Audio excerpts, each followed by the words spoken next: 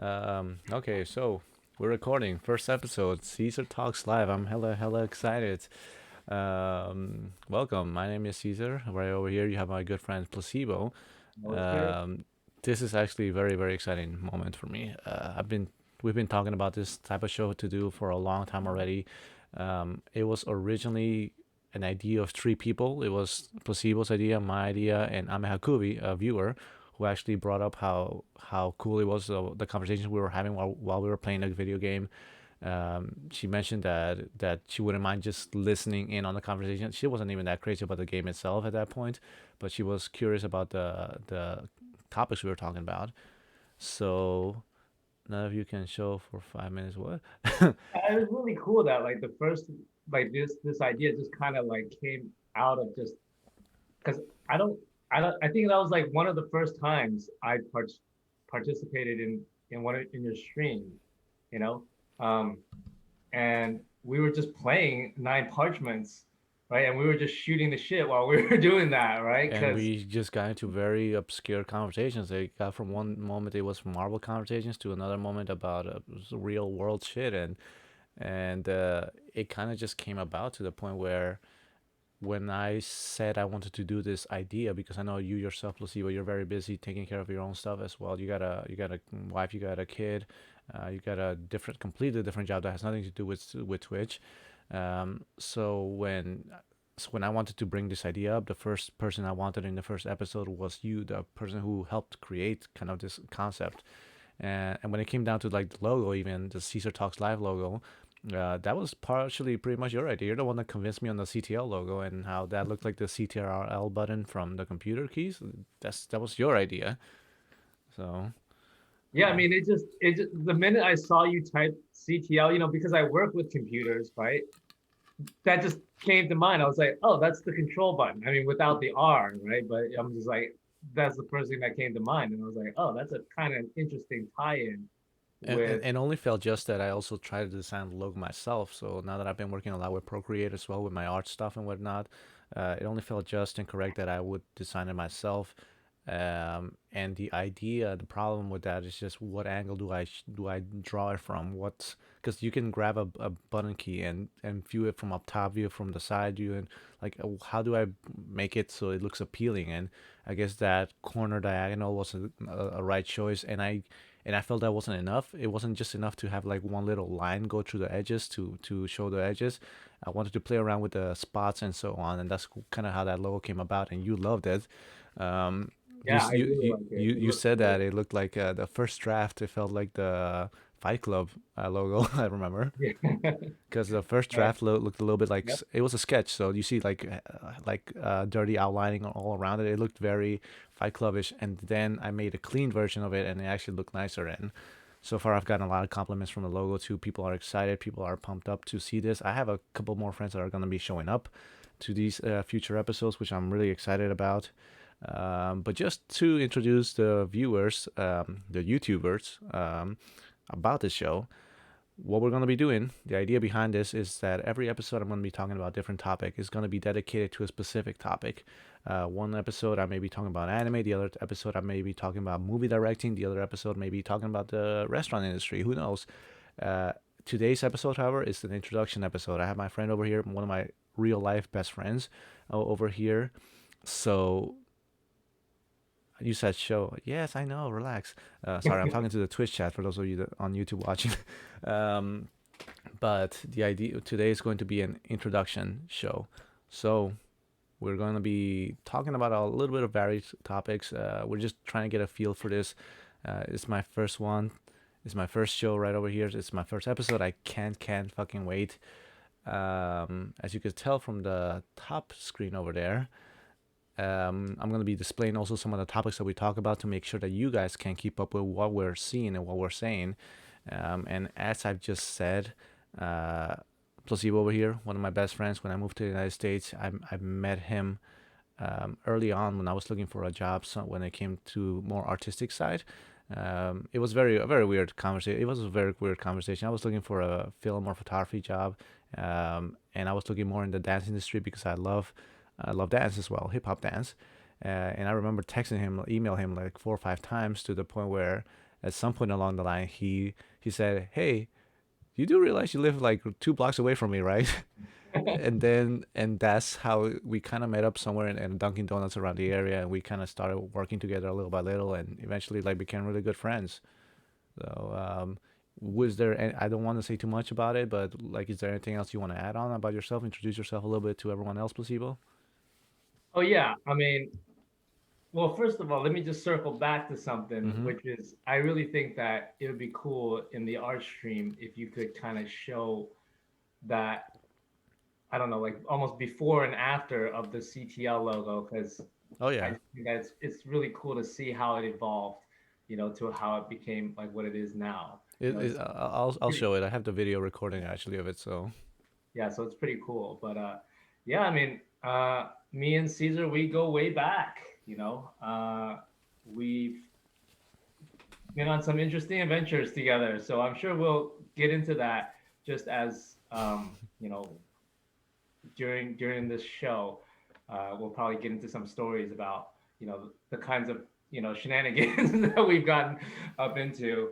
Him and you know the woman who is my wife now, right? But back then she wasn't. So we had many nights where, because I used to run a dance studio, and Caesar was one of the guys who helped me out with that, and yeah, so we had a really cool group of people, and they were dancers, so they're they're rowdy folks, so it, we definitely had some interesting nights with those guys and gals, and to quote and the viewer named Moraka, interesting adventures we mean as in cool, interesting adventure, not the type that you're thinking about. Um, However, let's get into some topics, shall we? Maybe it's a good time to slowly start talking about some interesting stuff that I kind of want to focus around these episodes. And the first one, and Placebo got a preview layout already about the stuff that we're going to be talking about, so he's expecting what I'm going to say right now. The first topic is going to be movies. Um, the yes, Morocco, I am sure.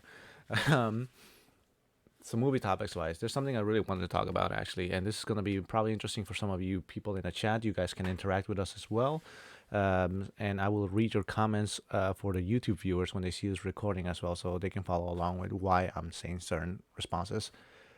Uh, Perla. um, First topic, movie wise, the COVID versus the movie theaters. It's a topic that's going around a lot right now. It's very interesting to talk about because the movie theater industry is becoming very scarce. It's getting in a lot of trouble. Hollywood is getting into in a lot of trouble because the movie industry is a multi-millionaire company. Basically, it's a source of income for a lot of creatives, and that's being cut down right now due to the fact that COVID is happening. People can't make movies together. They can't get together to make a movie because of COVID rules right now and because of the pandemic. So it's one of the things I really wanted to talk about, and there's three subcategories among that. The first thing is going to be the movie theaters themselves, closing, opening, rule setting when people do go watch it. The other one's going to be COVID versus the actors, and the third one's going to be movies versus versus streaming because that's becoming another thing as well. So, hey, Placebo, if you want to go into any of the three topics first, feel free to do so. yeah, I mean, it's kind of crazy, right? Like this whole COVID situation. We basically went through a summer without any blockbusters, right? I mean, that's just hard to imagine, right? Like all the movies that we didn't get to see. Tenet Um, came out. huh? Tenet, Yeah. Christopher Nolan. Yeah, except I mean, there was Tenet, right? Which I haven't seen. Apparently, it's Um, okay. It's a Christopher Nolan movie, from what I'm hearing. I haven't seen it myself. I can't say much about it. yeah, so um, but I've recently read some news. Hold on, my cat is. Let me kick my cat out of In this the car. meantime, I'll go into this. Um, Basically, it's very scary right now because you think, for example, the Batman, the movie. Let's go a little bit nerdy. Robin Pattinson catching COVID, and they had to halt production on the Batman. uh, it's kind of scary that we're getting to that point. Uh, it's very, very scary that we're getting to that point where actors, even when they try to get a movie started or try shooting certain scenes, it's it's way too dangerous still. Oh yeah, I mean, just it's this thing just spreads super quickly, you know? Yeah. I mean, what are they gonna do? Like shoot movies with masks on? You Well, know, that's the thing. There was also recently been an article, for example, about Zendaya shooting a movie successfully, shooting a movie under the COVID rules and circumstances, and the movie worked. There were guidelines, there were steps taken, and they were able to shoot an entire movie throughout those processes. Hmm. So I need to make sure I get this. Hey, you gotta get out of there. No, Yeah. no, no, do not do I that. mean, I recently read that like what's the Regal cinema chain Yeah. is like shutting down. I mean, I don't think they're like going out of business, but they're like just they're just deciding to close out all the theaters. Whoa, what just happened to the video here? It's Sorry. just like super zoomed in. Shit. Whoa, okay. Did I just see stars? There we go. Much better. Sorry, the cat was standing on it. Of course, premium videos, as These- Marco said. Yo, these cats are causing us. I don't know, man. It's nighttime, so these cats, These cats are bugging the fuck out, and they gotta learn how they're like to. Batman. They're nocturnal. Shit. But There's not a fly in my hair, is there? no, we'll swat it. Worst case scenario, don't worry about it. Uh, but going back to that, that was excellent timing. Can so happy that we got that out of the way. Um, but more into that, COVID versus the actors. For example, today, I actually saw because I'm a huge Spider-Man weeb. I was looking at Tom Holland's Instagram profile and how right now even actors, because of the current situations, even when they're like roaming around and they want to do the meet and greet for the fans, because they kind of still have to do it to make sure they get exposure on things. They cannot touch them. They cannot even grab their phones to take pictures with them or not anymore. They have to.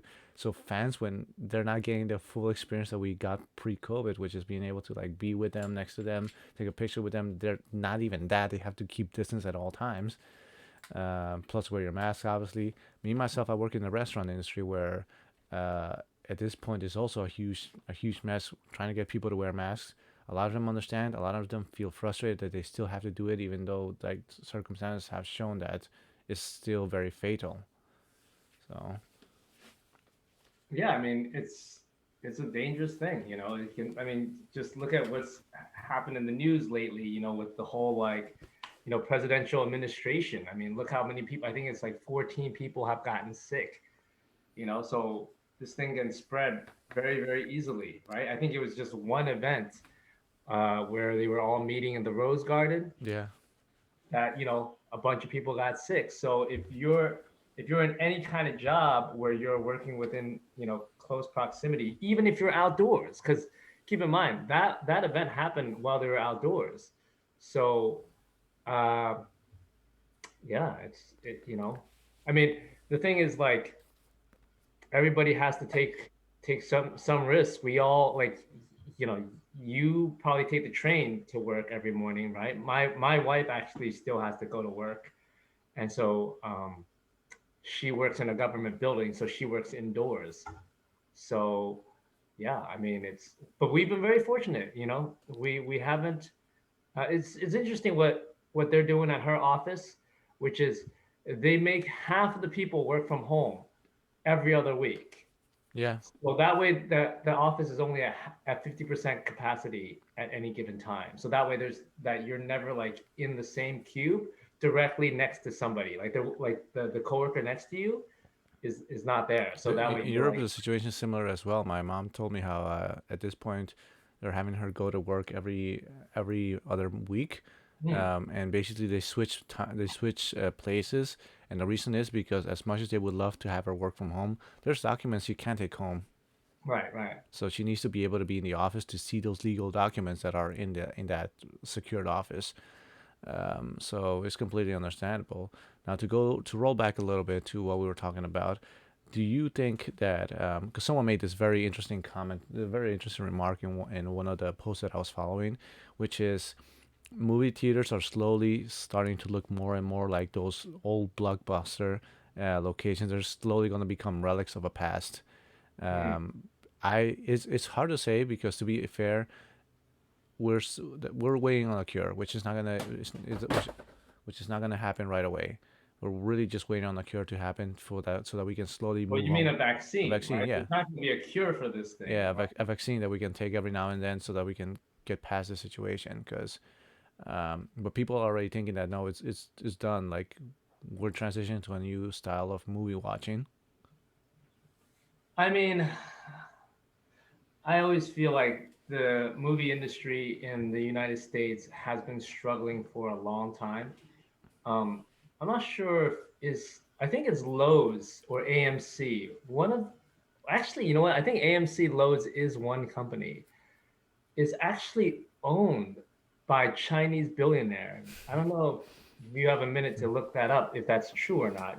If somebody on this stream wants to fact check that, but I do know it's one of those major chains that's like, it wasn't doing very, very well in the US. And honestly, I think um like the a lot of the like ticket sales happen overseas. And I think that's You're right. probably, It's acquired by Wanda Group, see, or the you Dalian didn't even, Wanda I Group, bet how many of you guys knew that? Seriously, right? Multinational Yep. conglomerate based in Beijing. Yeah, that the guy who owns it, he's like very famous in like Chinese social media, and his son and stuff like that. They're like, like one of those really wealthy families that gets a lot of attention and stuff like that. Um, and so yeah, when you guys go into a movie theater, just keep that in mind. Just keep that in mind because that's part of what affects the making industry, right? They're the major distributor, right? So if a Chinese company is a major distributor for all these movies that are being produced, what do you think? What do you think some of those effects are on the movie industry, on the people who are creating the movies? Which is scary too, because if you think about it, like that's part of the reason why Disney, whenever they brought out movies, a lot of the and this has been known among people, they pay a lot of attention to how they want to appeal to the Chinese market as well. Absolutely. Um, Star Wars, and it's just unfortunate to say, but in Star Wars, uh, they kind of they kind of pushed the black actor out of the poster for the Beijing Yeah, poster, yeah, yeah, which they is did, very yeah, fucked up. yeah, But they did it because they want to attract a Chinese crowd in China, which yeah. is messed up. But it's like that. And me, in my opinion, to be fair, uh, it's hard to say because to me, I've seen Blockbuster go down. I've seen Toys R Us go down. It's scary to see where things may go because I definitely feel that things are not going to be the same. We're not going to go back to just the usual whatnot. I think things are definitely changing. Is we're going to have to adapt to movie watching, which leads me to my next topic: movie watching in person versus streaming, which is now becoming a huge topic to talk about. Disney is doing that very, very clearly with their Mulan releases. They're going to be doing that as well with the new Pixar movie, Soul. If I forgot the name of the movie, Soul, if I'm not mistaken. Uh, the Black Widow movie. They're trying to get something out of it. That's why they're trying to push it back so as far as they can, so that they can release it in theaters. But it's not guaranteed that that's going to happen still. Yeah, yeah, I think that with the streaming, I don't know if that's a permanent thing. I mean, it would be kind of weird if movies started getting just released. I mean, I guess I could see that happening. Well, look at Like some Mulan. movies Like they, direct. It seems kind of weird because for me, as somebody who grew up in the '90s, um, if a movie got released directly to DVD, or back in the day it was VHS, yeah. right? If it got directly released there, that was a bad movie. Like, you know what I mean? Like, It had the yeah, trademark reputation of like there's a this. stigma, It used, you yeah, it's know? like, oh, that the sequel. This is the sequel to that movie. It got released to direct to VHS. Like, oh, so it must have sucked, I guess. Yeah, that's like the movie that nobody wants to see. That's like Tremors or something like that. Tremors 3, right? Like Jurassic Park. I don't know, like. Leprechaun in the Hood. I think it was like The Lost World 2 or something like that. Straight to video, you know what I mean? Like it's but Now, uh but I mean, and even now it still kind of has that stigma, right? Like if a movie is has been in the theater for a very short time and then they just put it onto streaming, that's usually like a negative thing. So that's what I have with, like, for example, because I have Movies Anywhere on my iPad. Because I like buying Blu-rays and I like getting the digital code so I can watch it on my iPad as well. So I can have the physical copy and I have the digital copy with me. And Movies Anywhere also offers provides people the option to buy movies. Um, and some of them I'm like, oh, this movie just kind of released right now, and uh, Leprechaun is I never even heard of it, but apparently it just released last year. I guess it must be one of those direct to streaming movies. Uh, but I will say that it's definitely a new movement. Disney's playing is banking on it right now. It looks like it with their whole Mulan release, and now with that Pixar movie, because that Pixar movie was, there were a lot of things expected from it. It was supposed to be the first African American, the first black protagonist in a Pixar movie. That was supposed to be the big gist of it. The Mulan movie was supposed to be that whole, oh, we're trying to hire legit Asian actors this time and not trying to play whitewash the movie again. But they have to bow down now to this whole situation, because they can't keep on stalling. They can't keep holding on to this thing that they paid so much money for.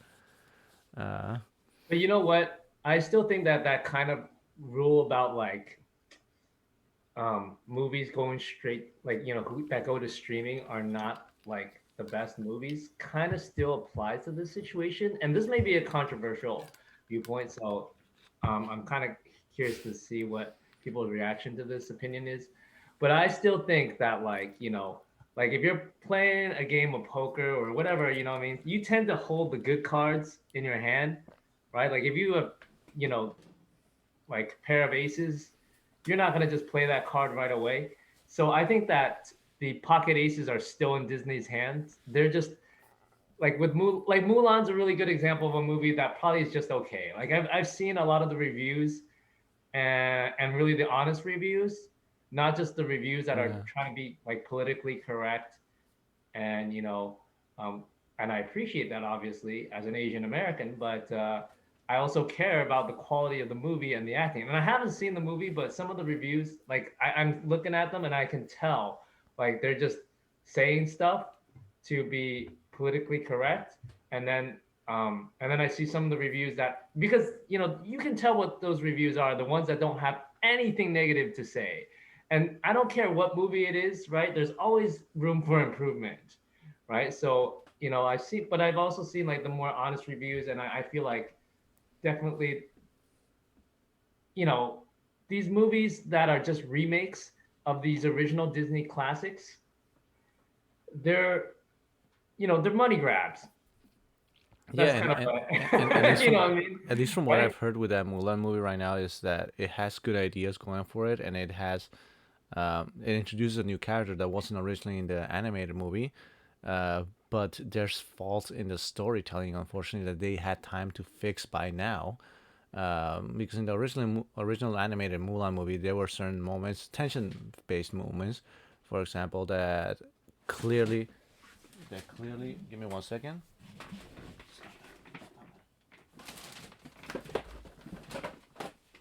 Sorry, I just Well, gotta, while you're doing the that, let me cats just add were a the little point bit. that like, to try to make my point about like Mulan not being, like that Disney still kind of holding on to its cards for theatrical release, and like Mulan is not one of his strongest cards. Think about just all these princess movies. Um, do people think of Mulan as like one of the most memorable princesses in the Disney universe? Probably not. I mean, she's not like up there with Well, that's because Cinderella. Mulan is not a princess technically. Well, she technically is, but she's not viewed as one. She's viewed as a warrior. She's viewed as a proud, strong woman in that sense, not one that needs saving or romance. Uh, But I'm just saying, like, as a, well, I guess whatever Disney female character, right? Like, I mhm. mean, I'm just kind of thinking she's kind Okay. of like a Disney princess. I mean, is she a Disney princess? I don't know. Like, Wasn't she the daughter of a? I don't. It's a long time, man. I feel like I should know more about this, but I You don't. should. You should, Varian. Everyone in this Discord and everyone in the Twitch now knows what your origin is. They can clearly see it now. The thing is, like, the story of Mulan is not even that big in like Chinese culture. You know, it's like it's such a weird thing that like that was like what? She is Ah, a thank you, Moraka. she is Thank a you. Disney princess. Thank you. I've been vindicated. Yeah, you're not really Asian now. Warrior princess, She's a warrior like princess. one of my favorite characters. Yeah, but I have a bias towards Asian culture. You know that too. Well, a lot of Hispanic guys do, so Hey, I'm used to it by hey. now. By the way, I want to bring back something that Morocco brought up, interestingly enough, earlier in the chat, which is what about how about you? How about actors during filming use see-through masks? See-through mask, like green screen mask, like a green mask No, that they no, can no. green screen the face He on. means that's in like transparent mask maybe to prevent, because to a certain degree I feel that that's maybe plausible because you can blur out with the technology people have nowadays. You can blur out like a line, a stip of that comes out through it, and you have lenses that can see through glass, for example. So it wouldn't be a bad idea, I would say, to continue. The problem is obviously just that you have to make sure that the entire staff is constantly cleaning everything up, and constantly the actors are constantly like washing their hands and so on. That may be one of the only requirements to that idea. I mean, here's my theory about this. This is just pure speculation, but Mm-hmm. I have a feeling that they're going ahead and filming anyways. A lot of these movies uh, without masks, and probably the way that they're doing this is just by testing regularly uh, the staff, the production staff, and the actors, and if they're showing up as negative, and they're keeping everybody isolated um, from the outside world, which is typical for like when you're making a movie anyways. You're kind of only dealing with the people that you're making the movie with the majority of the time, the people that you're on set with. So I could see how you could kind of get away with not wearing a mask if like like taking out the mask and shooting a scene if everybody in that scene has tested to be negative, and you're doing tests on like a weekly basis or something like that. Yeah, You know? that's part of the gist of it as well. That when they are shooting certain movies right now, those actors have to test frequently, nonstop, and they gotta try and pay as much attention as they can to COVID ruling right now. Mind you, I will say that one of my favorite instances that I've learned from this COVID was Jared Leto situation, which I don't know if you heard about it. But basically, Jared Leto was some self discovery spiritual shit going on, and Why did then that surprise me? Was he and being after the a Joker, little yeah, freakish journey with the assistance of some Suicide Squad. psychedelics? But after so he basically was on a journey where he was is isolated from everything else, and he came back to a world with COVID. So he didn't know that it was happening. So he left. He got no internet, no Wi-Fi, nothing, no television, nothing to inform himself about it. He came back and all of a sudden like, I need you to quarantine, sir. Yeah, that reminds me of like this meme that I've seen, where like because people have been talking about time travel and whether or not time Yeah, travel is invented. Because I think there was like some story recently where they were like figured out they some proved it. They proved right, that it was a thing. right, and then like somebody create like there's this memes going around the internet where like somebody comes to 2020 right in a time machine and they're like nope, and they just get back Yeah, in right, and they're just like what. or just And talking that about kind of makes me feel like that must be like the Jared Leto. He's that meme right now. He's like, yeah, because you know what? Let 2020. me go back onto my spiritual journey. I don't think I've I, completely gotten to where I need to go right now. I think I should head back. Like, sir, you can have a spiritual journey by yourself again if you want to in that quarantine state that you're gonna be in. Um, yeah, no. But on the bright side, hey, he's gonna be playing Morbius, and that trailer looks amazing. So By the way, just going to that other thing about the filming with the actors and the thing like that is I feel like a lot of times in this country, we lose sight of what the situation is outside of the United States. Like, and I think this is just a natural human thing, is that we just assume that our situation is what the situation is like everywhere else, but it Hmm. really isn't, you know. And I think like if you're shooting in New Zealand, like freaking filming the Lord of the Rings, or if you're just shooting and almost pretty much a lot of any other country, Australia, a lot of places, they're probably opened up a lot more.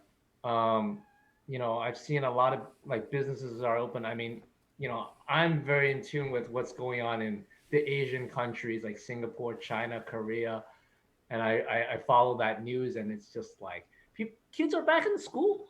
Businesses are open. You can go and eat at a restaurant. Like there's you can people are back at work. Like life has pretty much resumed back to normal. So I'm guessing that if you're filming like in a location like that, um, they may just allow you to pretty much shoot the movie as you would need to. Yeah, and I mean, at the end of the day, movies are theaters, companies. They're all finding out new and different entire ways of adjusting to these modern problems. Um, there's this meme going around from the Chappelle Show, which is modern problems require modern solutions, which is very true. And movies have been doing that for the longest time. Like what happens when an actor passes away by accident? It's very unfortunate, but they still need to finish the movie. I think when Heath Ledger passed away, he was making this fantasy filled movie, which they ended up playing off very very well.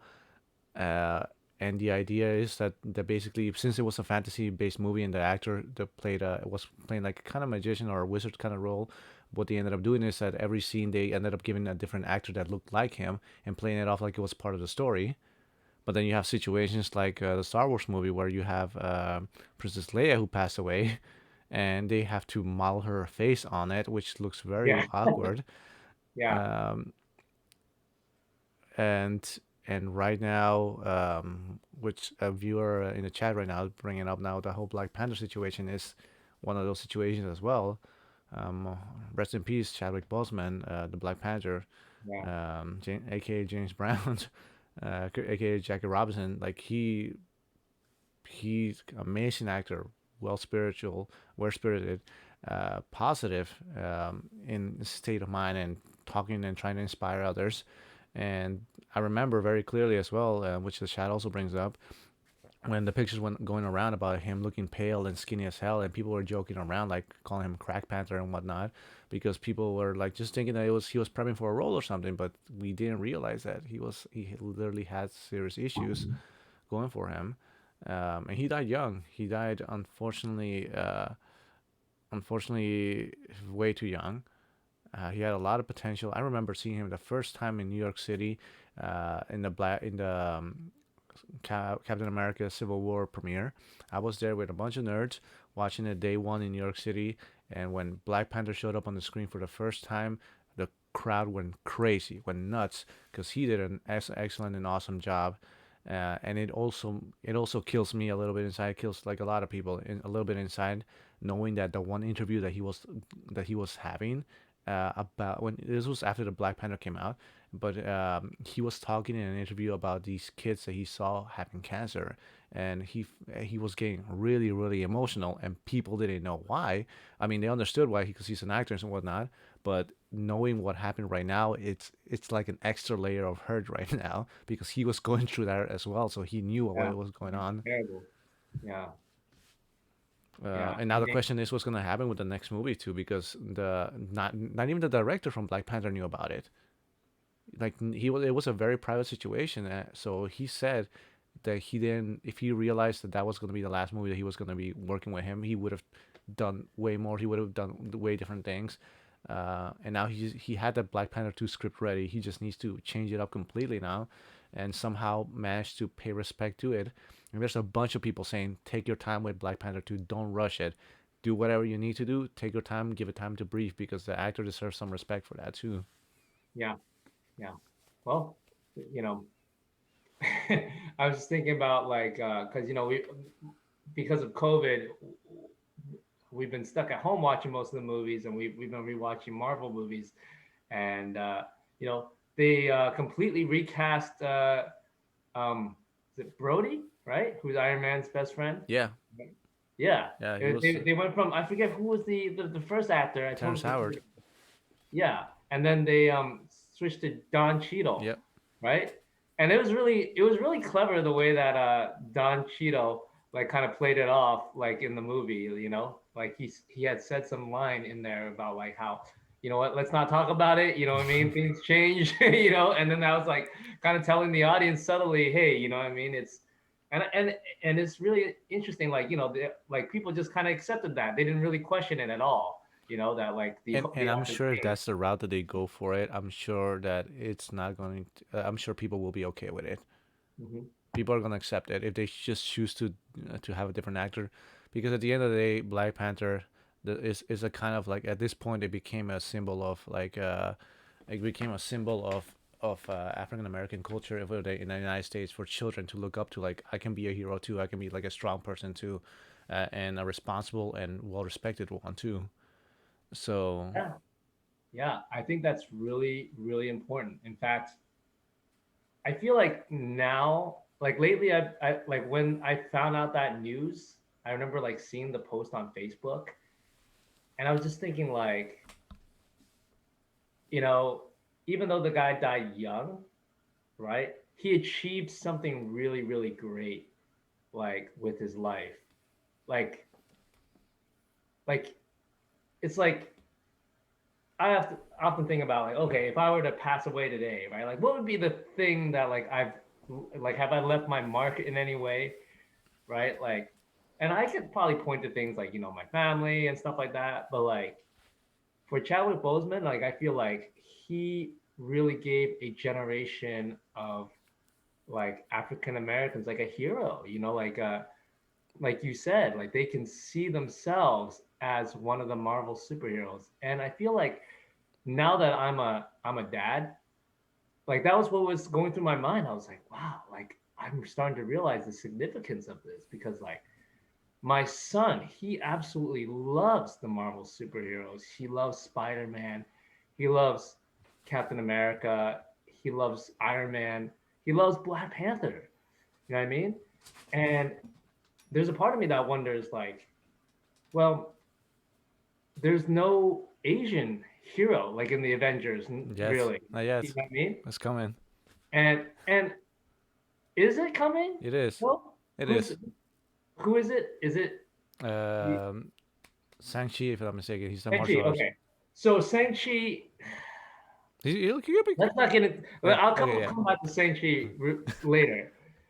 But like, and I just feel like I wonder if at some point, like when he gets old enough, like will he wonder like, well, how come there's no like hero that looks like me? Like, could I be an Avenger? You know? And that's something that bothers me like as a dad now. It's kind of weird. And but I also, it makes me really appreciate like what Chadwick Boseman did for like the African American community. But going to Shang-Chi, my one issue with Shang-Chi is that he still kind of fits like this stereotypical image of like the Asian male, which is kind of like what bothers me a little bit. Like I wish they could, I don't know, like cast like a Asian American. Well, Black Panther is also a very stereotypical version of an African in Africa. It's pretty much like the whole culture is only just a future. They like to call it Afro future. That's what they like to call reference to. It's still very African. The style is very African. It's just like a high technological era of it because of of the vibranium. I don't know, like what? See, I don't know, like And you got to if keep in I mind, agree these are with that. old ass comic books too that were also used in, that are still trying to pay homage to the style that it was originally made in. So if you change up things way too much, people are gonna get angry. Keep that in mind. And Well, I understand that like Black Panther is from Africa, mm-hmm. right? But like he doesn't really fulfill like a lot of like those typical like African tropes, I feel like. Let's not get into that. You know, That's a different topic. Let's not get into that. But I understand where you're coming from. I just feel that at the end of the day, I, to be honest, I don't even know what to expect with the Shang-Chi movie right now. I'm probably butchering his name, by the way. But I kind of hope that even though Iron Fist is not even Asian, I was hoping that something like that was going to come up and represent it as well. And um, I just feel at the same time, the Black Panther situation also came due to the fact that the current situations in time and where things are going and where things have been going, it was a very pivotal moment. For example, I think that's what it really also stood for, like the whole, which I also don't want to get into too much, but the whole uh, police brutality situation. It was a form for like little kids to look at something positive aside from that violence that's that's been going on, and it's kind of fucked up. It's a whole other conversation that I obviously don't know if we should have right now, but since I want to stick it to movies, uh, but yeah, um, I think maybe right now is a good time to slowly shift over to a next topic. Actually, I think we did a good chunk of COVID versus the theaters. Movie theaters right now, and it was good. That was a good first part of the show. I yeah, really yeah. I think uh, and now one thing that some of the viewers may be more interested in is games. Let's talk some yeah, games, game, video game, games. We actually game. want to talk a little bit about this game over here, um, Nine Parchments, a game that we that actually started this whole Caesar Talks Live Yeah, situation. nine parchments. Right. I was introduced to the game via Placebo himself. We were looking for a game to play together because I guess I don't recall the situation. I think we just wanted to play something together, and I said, why don't we stream it? That way I have something to stream as well. And liked it. He was playing it before me, so I'll let him take the word up from here. Yeah, I mean, I just kind of got into this game because, you know, because of COVID, really. Uh, I mean, because of COVID, I'm working from home. My wife is working from home every other week. And I just was like, you know what? I'm going to cook up a secret plan to try to get my wife into playing games finally, you know, because that's just every man's fantasy is that his wife play games with him, right? Like every gamer, every guy gamer's fantasy, right, is to have like a girlfriend that will like game with him. And we started playing some games because of it, because you know, like when you're stuck at home every day, like there's only like you start to run out of shit to do, and and you know, so that presented an opportunity for me. We actually played like the entire Luigi's Mansion game. Jeez. We beat the whole game. Yeah, like me and my wife, we played every single night after we put my son to sleep. Yeah, she got into it. She freaking loved using the vacuum cleaner and just finding gold everywhere. She was like, "Oh my god, this gold!" Typical. Like I'm like, this gold is kind of useless. Like it doesn't really do much, right? Like, you know, like I forget what the gold buys, but it doesn't really help you beat the game at all, right? But she just liked vacuuming up all that, you know. She's like, just like, oh, okay, there's gold in the freaking toilet bowl over here. Let me get that shit. You know what I mean? But So yeah, but Nine Parchments, like, good game. I personally yeah. like it, and the whole Well, character unlocking mechanic and the whole everyone has their kind of their own spells kind of shit was it's it was really fun, especially for a co-op situation.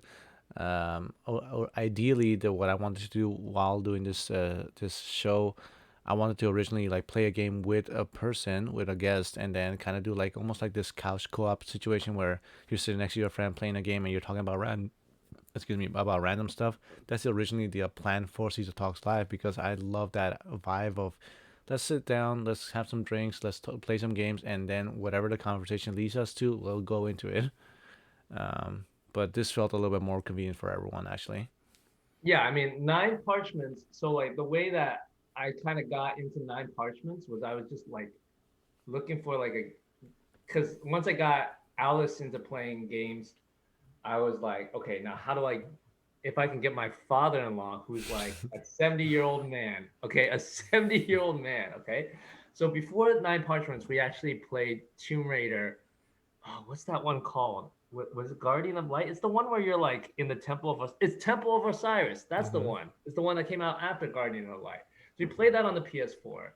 Right? And I was like, okay, so they kind of know how to play an isometric shooter now. They did terrible, by the way. I carried the whole game for them.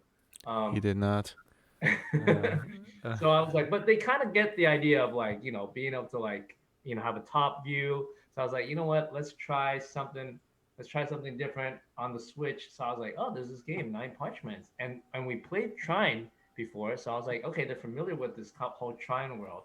So we started playing Nine Parchments together, and that's kind of like how we kind of got into it. That they actually really enjoyed it. Like it was like the they like the minute that they picked up that game, like right off the first 5 minutes, like both of them were like, "Oh, dude, this is a lot of fun," And we're talking about like people who are not gamers. Like my like father-in-law, he has never played like games in his life before. Like he didn't even know like much about like Mario or any of that stuff. So it's like all new to him. So it was pretty cool that yeah, you know and the game itself, like I said, it's excellent if you want to just try it out with someone. It's not for everyone. I've noticed as well from the chat and when people did watch us play that it's not a game for everyone. But if you're kind of into those style of gamings and you just kind of like something you want to introduce someone to a new style of game, a beginner in games, then you can always introduce them to this game. This game's not expensive either, so it's worth the purchase. I had lots of fun with it. I will say that I have played Wait, it how much did you pay for it, Caesar? I forgot really. I honestly forgot it. Was I it don't want five to give out the dollars? wrong price. Was it five? Maybe. I I thought you forgot. got it on sale for $5, if I Yeah. remember correctly. I paid 20 for it, but I think you got it Yeah, for then that five. sounds about right. And I honestly tried playing it by myself. I kind of like it still by solo, but it's not as enjoyable as when you're playing it with someone. To be honest, it feels like it's definitely made to be played by multiple people together. Um, so yeah, worth a try. Give it a shot if you guys can. Like if you're into that style of gameplay, just look it up. I'm definitely gonna try it out. Thank you, Maraga, supporting the.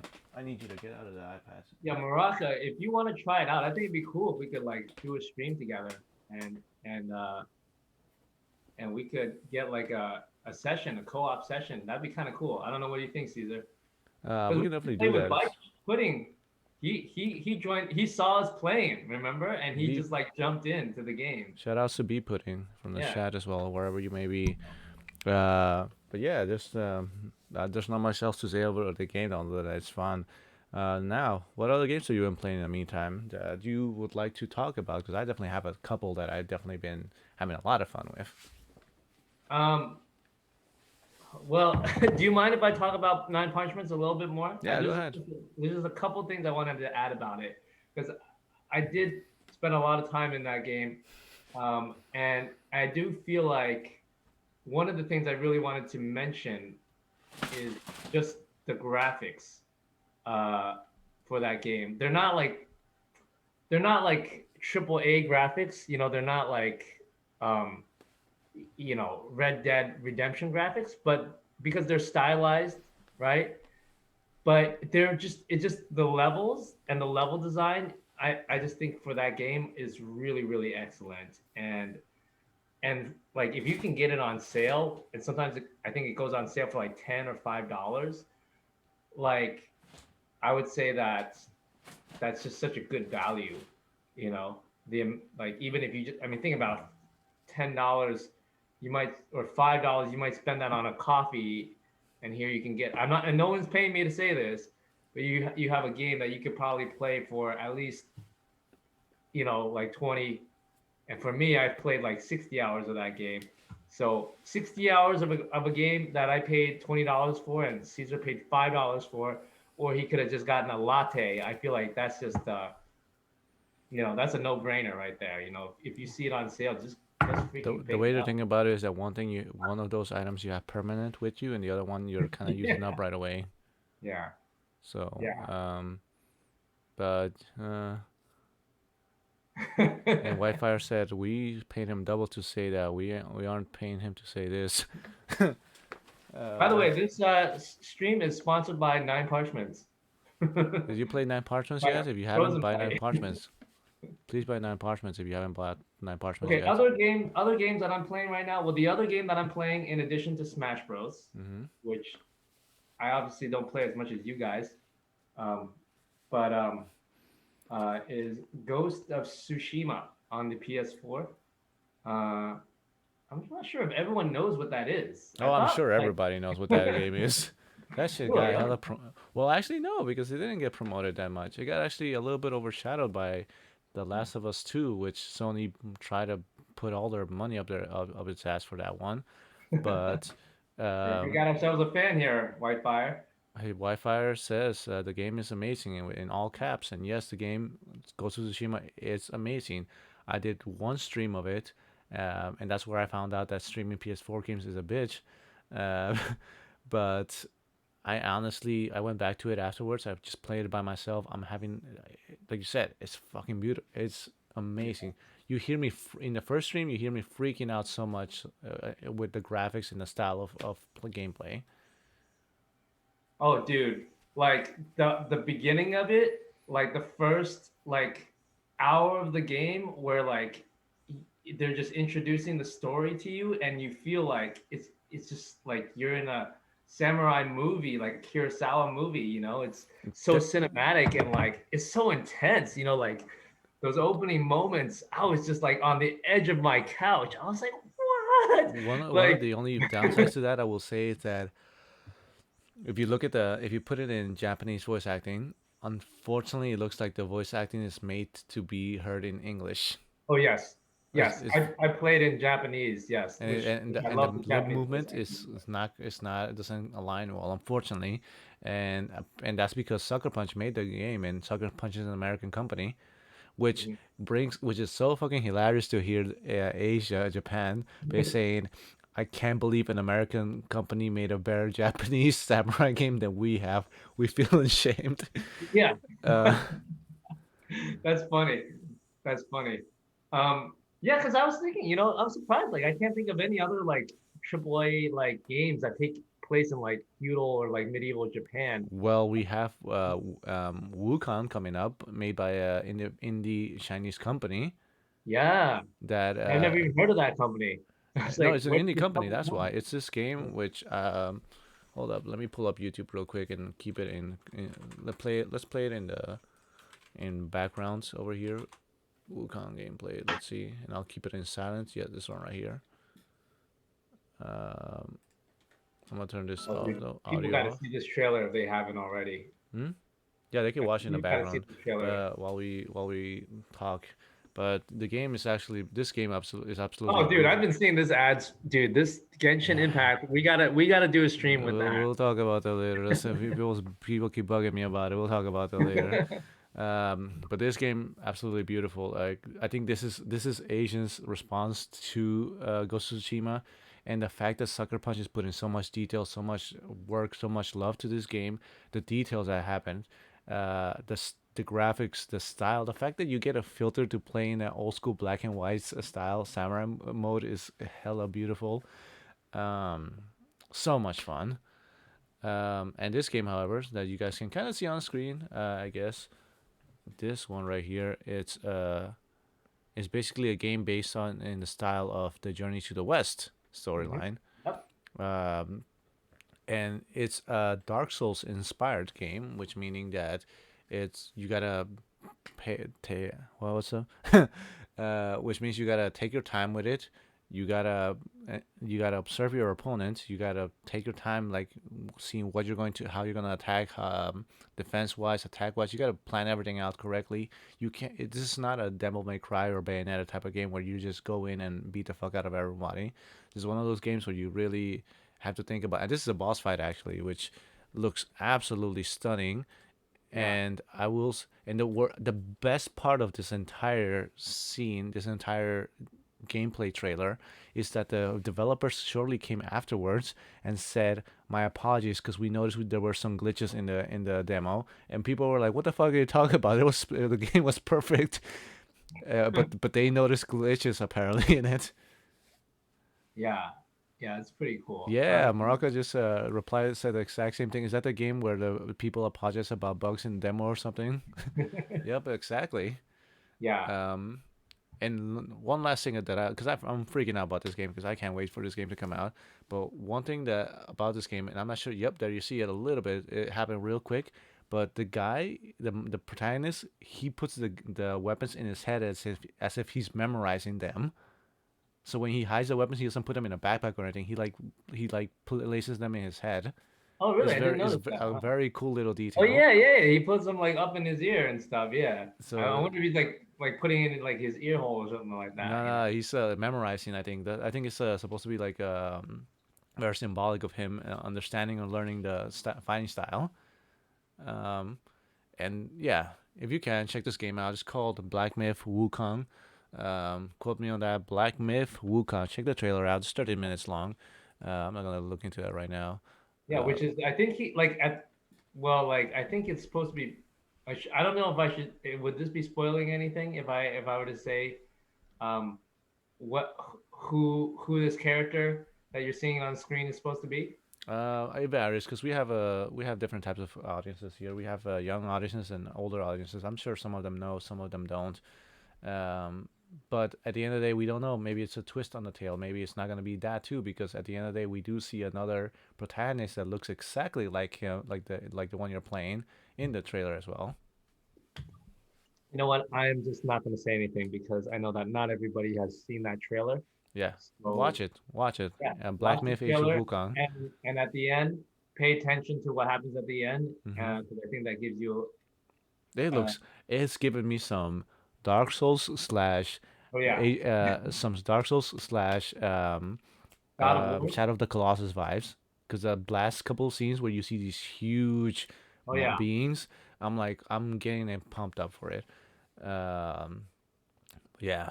Um, yeah. I mean, here's the thing. Like, is this is I feel like China is starting to really um, like make its mark on the gaming industry. Genshin Impact is made by a Chinese company, MiHoYo, mm-hmm. which is a company that originally made Android games. That's why Genshin Impact has been released on like mobile platforms. The There's another game called Honkai Impact, which came before Genshin Impact. So the I that's kind of like they got their success from that game. I've strayed away. Oh, sorry. Go ahead. Mhm. Yeah, so now they're able to make this a game that actually A plays little on bit more console. AAA.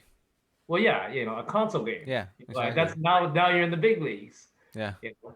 Yeah, And and the only reason why I've strayed away from Genshin Impact is just because I've seen so many trailers of it pop up on YouTube, and so many people kept talking about it. But I'm at a point where I want to give it a try as well. But it really reminded me. It gave me PTSD from Raid Shadow Legends and all the YouTubers promoting the fuck out of that game too. That because they were getting fucking paid to say it too. It that's why I was getting PTSD from that. But I feel like this is something I may um, end up going into at some point. Now, aside from Ghost of Tsushima, obviously the streamers know, but I've gotten back into Bayonetta 2. I've been streaming lately as well. Bayonetta 2 is an excellent character action game. That I'm not gonna say too much about. You guys either know it or don't. If you don't and you love Devil May Cry games, play Bayonetta 2. It's an amazing, wonderful game. It's still a hidden gem among the platinum games list of games that they've done. Hideki Kamiya is an excellent, remarkable, intelligent genius. And aside from that, Octopath Traveler, I feel we definitely need to bring that up.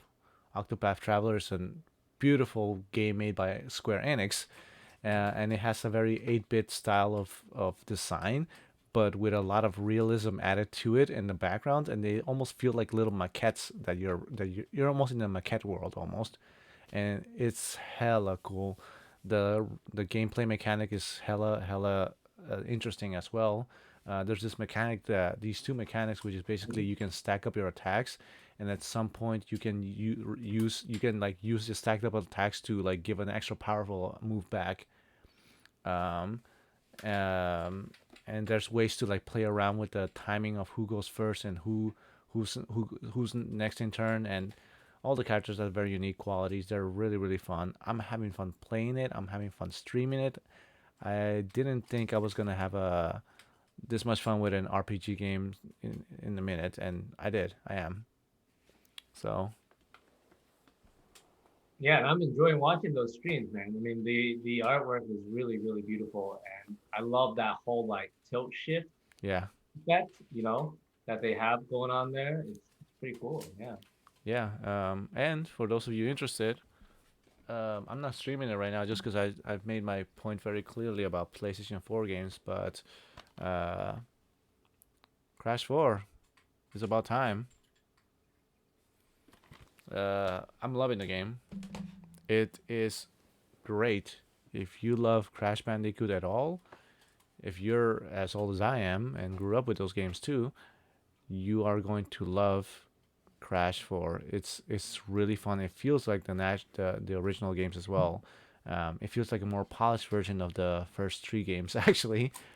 Um, it has that nostalgic feeling going for it. It definitely adds different elements to it, and the difficulty is still there, which is what was worrying me that we were gonna get an easy Crash game, and no, this is definitely not it. And I think the last game that I just want to give a huge shout out to, and that's because I play this game with the Discord as well, is Animal Crossing. Animal Crossing, I'm at 250 hours so far into the game. um, yeah, you guys know it's October season. Get those pumpkins ready and get those recipes ready. Not much else that I can say about that.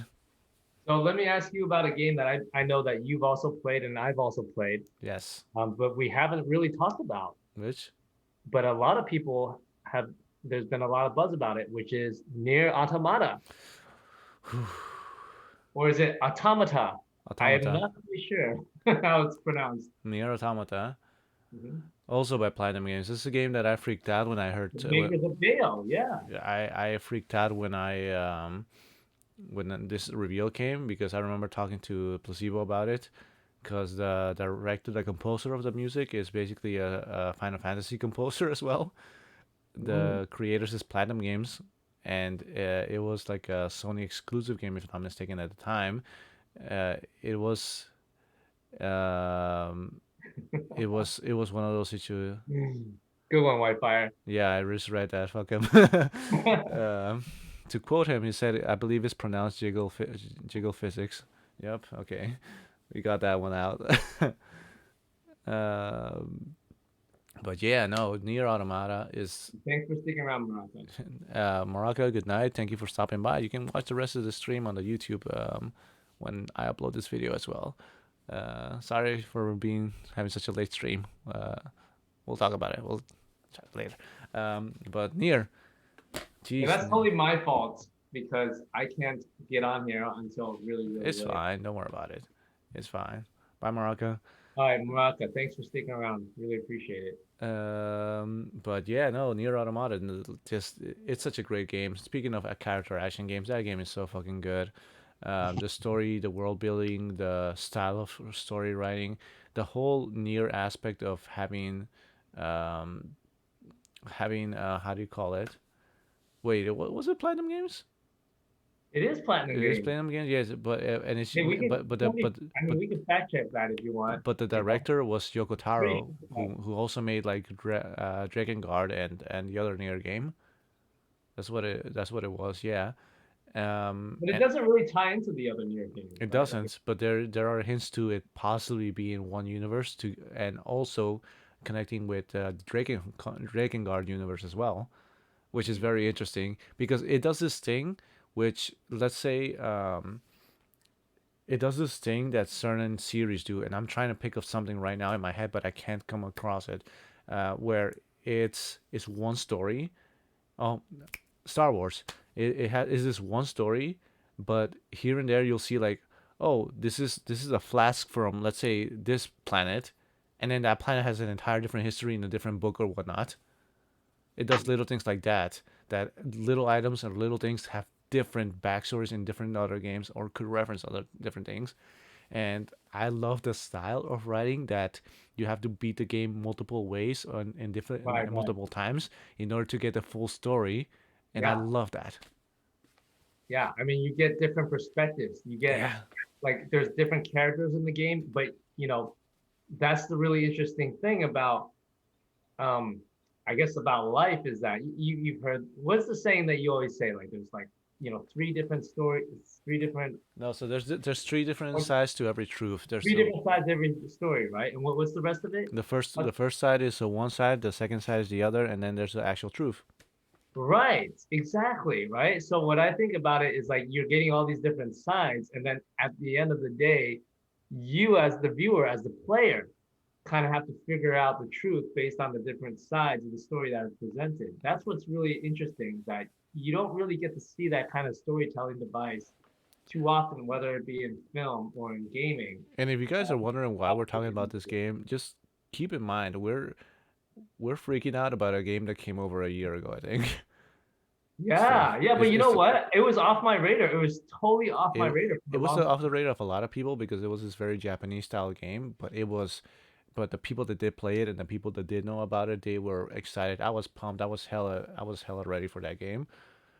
So what got me into that game is I actually there's one guy that whose video game reviews that I follow. I forget what his name is, but if you just on YouTube search for it, the You can put it on the masterpiece chat if that you want you'll to. never play. Okay, that's the review. That's the name of the video, the masterpiece that you'll never play, and Okay. it's about Nier Automata. And that guy gives a really great in-depth review. And when I watched that, I was like, oh, dude, I gotta try this shit out. We also got to give some love to the Dark Souls series too because they also did a great job in the Bloodborne series because they are doing a great job with what they're doing and they're growing very well and the style they changed the game industry completely with their style of gameplay of make a very strong hard ass game that people are having issues with play. They definitely changed the market by making those games. It was Demon Souls first and then it became Dark Souls. um and I remember Demon Souls when it came out. Demon Souls was one of those things where like, man, you need to try this game because you have to work to beat one enemy, a simple enemy. Mhm. Um, and so shout outs to Dark Souls, shout outs to Demon Souls. Demon Souls is getting a remake on the PS5. So shout outs to that. Shout outs to Devil May Cry 5 for bringing up my boy Virgil out. I am excited. Fucking Virgil, man. Virgil coming up for Devil May Cry 5. I am so pumped. I love people. You guys know I love Bayonetta 2. You guys know I love character action games. Devil May Cry has always been like since 3 this have always been kind of my favorites. Virgil is a hella cool character. He's finally gonna be added to the game.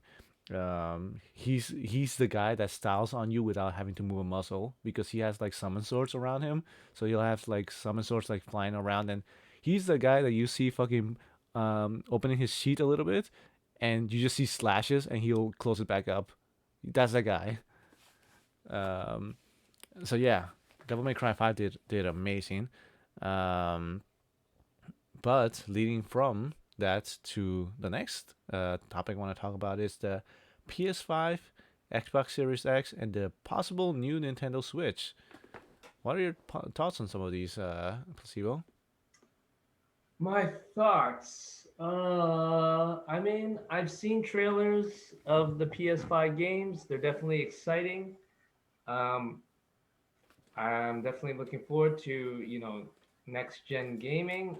I'm not sure if I can afford it at this point Yeah, because the price point.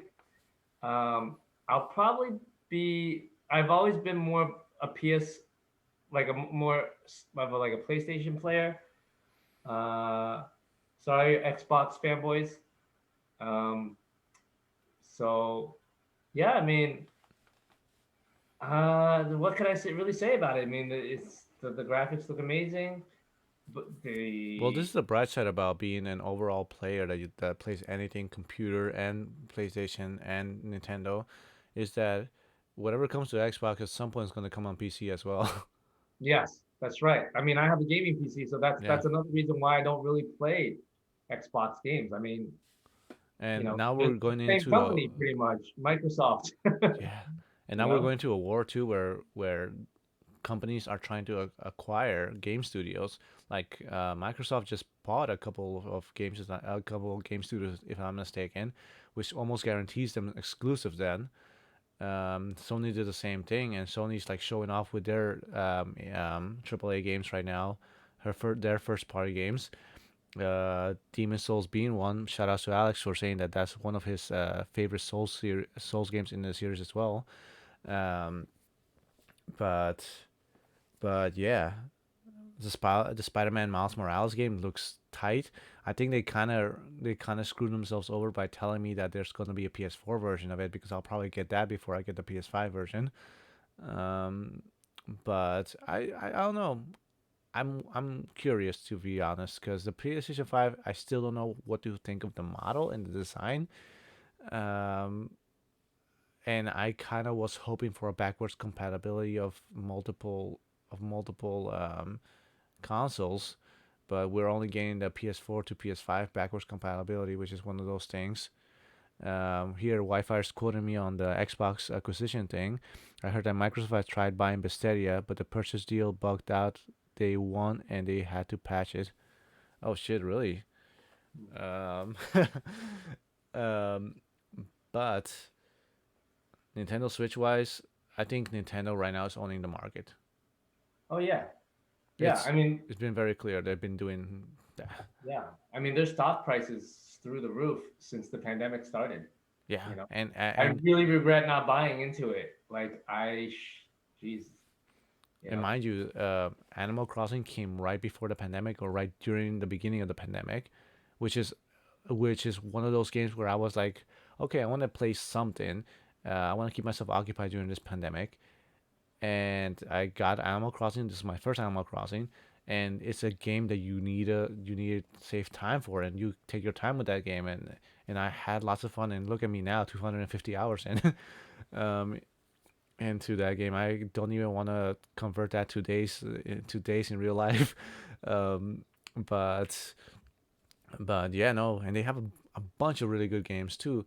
Some of them which you kind of wanted to rebuy as well. For example, Bayonetta 2. I had it on the Wii U. They made it for the Switch. I said, "Fuck it, I want to support this company. I'll buy this again." Mario Kart 8. I have a Switch already, but and even though I have Mario Kart 8 already, let me just get it anyway because I want to play on this console. So they re-released Hyrule Warriors, the Dynasty Warriors style Zelda game, with all the characters and all the DLC already included, and they named it the Definitive Edition. So, and people are doing it. They don't care. They'll do it. They know Nintendo's game, and they still did it. I'm one of them. I plead the fifth on that. Um, and I didn't expect to have these many Nintendo games as much as I do right now, but Smash Brothers is killing it right now too, with their character roster, with their DLC. Um, just recently announced a Minecraft character in Smash Brothers, Steve.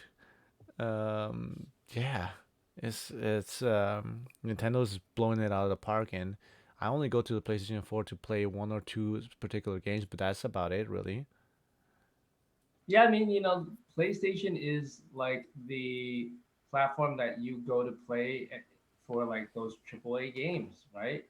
Last of Us, Horizon Zero Dawn, Ghost of Tsushima, Red Dead, right? Like that's like what that console is good for. Like, like mature, excellent graphics, good storytelling. But in terms of, I feel like just pure gameplay and mechanics, game mechanics, that's like puts you into this loop of wanting to continuously play. I think Nintendo has the monopoly on that. They don't have the best graphics, right? Like if you look at like the Switch, it's still 1080p system, right? Like it's the graphics are typically stylized animation, but it's just freaking a lot of fun. You know Yeah, what I mean? And I think that's what their focus is on. You know, they just focus on fun. and that's You what know, the previous president, please chat quote me on it because I'm horrible with names, who passed away. Unfortunately, that was his mentality. He wanted to make sure that people have fun with these games, and Mario was one of those characters that was meant for that. And out of all the legacy OG characters, Mario's the one that's still up and running and still very known by everybody else. Sonic is kind of known because of Mario, to be honest. They did the Mario and Sonic Olympic games, which gave Sega an extra boost, and then Sega invested in a couple games here and there, and Sonic kept getting promoted here and there and getting those chances through Nintendo as well on the Nintendo Wii, on the Nintendo Wii U, and on the Nintendo Switch. Sonic kept getting promoted, and I don't see much of that on the PlayStation or Xbox right now. So, um, but Mario is the stronghold on that one, really. Crash just came back after the Insane Trilogy remake and after announcing finally Crash 4, which again is a huge success, is a really fun game. Um, yeah, I mean that's the thing that it makes me wonder about the new Switch that's coming out. I mean it's not the Switch Pro, but you know, like the new souped up Switch, yeah, basically, which is supposed to be like twice as powerful as the current Switch. And I don't know. I don't know if I would really upgrade to that. I think it's I, mostly meant for those that had the Switch Lite who wanted to get the regular Switch, and the regular Switches are sold out everywhere. right. And so I think it's meant for those people. People who don't already have a regular Yeah, Switch, basically. I think that's what Um, it's meant for. yeah, that makes sense. Yeah, because I'm thinking about like, would you really see any improvement, like in terms of, I mean, like loading times or graphics when it comes to like games like Smash Bros. Or Animal Crossing, like all those really top titles, Persona? I don't know. I don't think that extra processing power is going to make that big of a difference. No, What do it's you think? not, and that's the Right? thing too. Like I said, I think it had more to do during the pandemic that everyone kept buying Nintendo Switches, and they got to the point where they couldn't sell anymore, and then they came out with the Switch Lite for those that wanted to do that. Um, I think someone brought up a very interesting point, which imagine if they made us a console that was solely for the TV. You had to connect to the television, which would be a nice closure compared to the handheld and TV console, and just a regular TV console version of the Switch. It would be a nice closure to that. I think we would go full circle on that. Um, but yeah, we'll see. I mean, PS5, Xbox Series X. We But it don't wouldn't talk be a switch anymore because if you think about the reason why they call it a switch is so that you can switch Switch. between the two. Yeah, but why is it called a Switch Lite then? It doesn't switch either, so it doesn't make sense anymore either. So That's just the Game Boy. That's what they should call that. yeah, technically it's just an upgraded Game Boy with Or hella good DS games or lined whatever. up. You know? A Yeah. hella good Game Boy that plays console games. Yeah. Um, but yeah, I think that was a good, nice chat about games. I think the last topic that we're gonna hit on, and this will be a little bit more uh, close off. I think just because we're definitely good on time as well. Okay. I Um, mean, if we go a little over, it's fine. yeah, You I know? mean definitely so. But I just Yeah. want to make sure that we have enough breathing room for this next topic because we're nerds. We're gonna talk about this next topic properly as well, which is hit or miss for some people, but it's gonna be anime. So if you're not here for anime, then sorry. Anime wise, Placebo, tell us a little bit of your favorites, and I'm not talking about the ones that you're looking into right now. Just to tell us a little bit, what are your favorite shows, or in the past that you watched, standouts. I mean, you guys know my avatar on Discord is Zero from Code Geass. Mm-hmm. So that's definitely up there on my list of just one of my favorite. See, I don't even know if Zero's an antagonist because he's kind of like the bad guy who is No actually the spoilers. good guy. You know, like, okay, that's not a spoiler, right? Is that a spoiler? I hope It that's is for a show. It's a little bit more of an obscure. Code Geass is a little bit more obscure show, but we'll say this that it definitely has a interesting, very interesting twist with one of the he's an characters. anti-hero, basically. Let's just Yeah, say that, right? He's not like Captain America or like, these characters that are just like, like I'm out there to save the world. You know what I mean? He's kind of in it for himself. That's which I've always been a huge fan of anti-heroes, and I think that he has a really cool ability. Mm-hmm. Doesn't make him too powerful. There's definitely limits. So it kind of reminds me of Death Note, where the ability really has like clear rules that he has. But yeah, I just think that story has a really good beginning and ending. It just has a really great story arc. It's short. I think it's only 24 episodes, is it? It's not that long. It's a short series. It's a bit old, but it's got mecha suits, which is freaking cool. I love mecha suits, By the way, right? I just wanna point out Wi-Fi's comment, which is excellent. Switch rolls off the tongue better than hella good Game Boy that plays console games. To be fair. Hella good Game Boy. Uh, is not really going to pass the focus group. But yeah, Code Geass is a good one. Any other series that you feel like you would recommend other viewers? Okay, so this one's a bit obscure, but I'm sure a lot of people have Netflix. So I think that if you have this, look it up. Um, it's called Violet Evergarden. Do you have any clue what I'm talking about? I have no clue.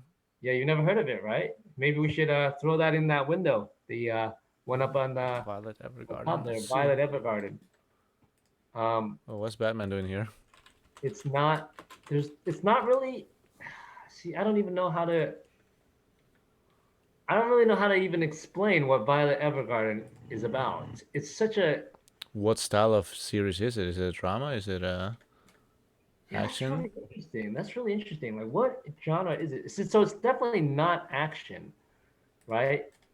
It's it's about a girl who goes and she used to be like basically. See, when you hear the premise, you just think that it's just so ridiculous, right? Like she was basically trained to be a weapon, right? Like a super soldier. But then I guess somehow she ends up becoming uh, uh, not involved in battle anymore and trying to become like what are these like people who write letters for people. Um, and so basically if you have a message that if you want to try to convey to somebody, she tries to write it in a letter, but not just put in the letter the exact words. So she's not like a stenographer, not a stenographer, stenographer, right? I keep on thinking of the Chappelle Show skit with the home stenographer, right? So she does type stuff, right? But she tries to create a letter that captures the meaning of what you're trying to say, not just the words that you're trying to say. So that's kind of like what her role is as like a letter writer. Sounds very Really, obscure. Not gonna lie. yeah, it's a really strange premise. Honestly, I watched the show just because I was like, oh, it was recommended to me by Netflix, and me and this one other girl that we're like the only two people who have seen it. We freaking just love this show. It's just so unique. It's absolutely beautiful. The storytelling is just and the writing is just so great. It's not your typical predictable like shonen that kind of follows the formula of, oh, here's the villain of the week, and oh, we gotta level up and now we gotta go up. You know what I mean? It's like, oh, in this character. No, it's like if you really want to see an anime that's kind of like fresh and just out of like, out of your comfort zone, out of what you're used to seeing, I highly recommend you go check out Violet Evergarden. And I really think that is something that will make you think. And I'll be honest, like that anime made me cry at certain moments, and it's very rare that I can say that about a show, an anime show. Okay. To quote Um, Wi-Fi, I mean, Japan made a multi-season, massively successful anime about making bread. You can't judge an anime by if the premise is weird or not. Yeah, and they very made powerful. basically a cooking competition very sexual as well. So just look Really? that up. You can quote me on that. But yeah, yeah.